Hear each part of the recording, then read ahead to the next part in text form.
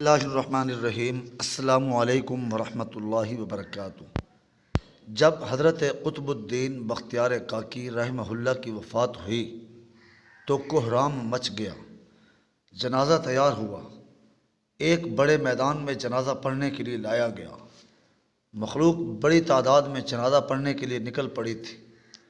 انسانوں کا ایک سمندر تھا جو تا حد نگاہ تک نظر آتا تھا۔ یوں معلوم ہوتا تھا کہ ایک پپرے ہوئے دریا کی مانند یہ مجمع ہے۔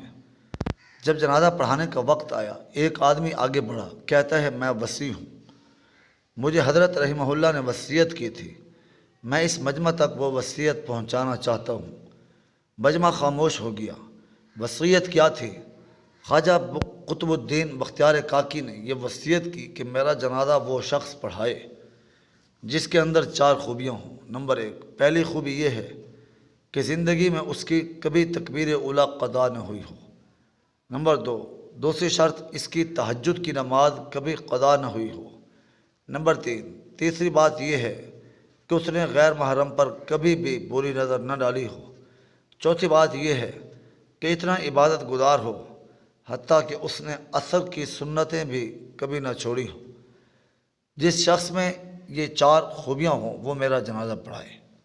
جب یہ بات کی گئی تو مجمع کو سانپ سونگھ گیا، سناٹا چھا گیا، لوگوں کے سر جھک گئے۔ کون ہے جو قدم آگے بڑھائے؟ کافی دیر ہو گئی، حتیٰ کہ ایک شخص روتا ہوا آگے بڑھا۔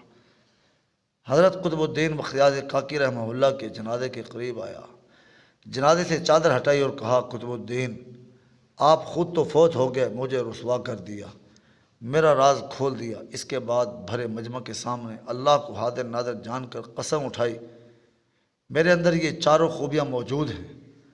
لوگوں نے دیکھا یہ وقت کا بادشاہ شمس الدین التشمس تھا۔ اگر بادشاہی کرنے والے دینی زندگی گزار سکتے ہیں تو کیا ہم دکان کرنے والے یا دفتر میں جانے والے ایسی زندگی نہیں گزار سکتے؟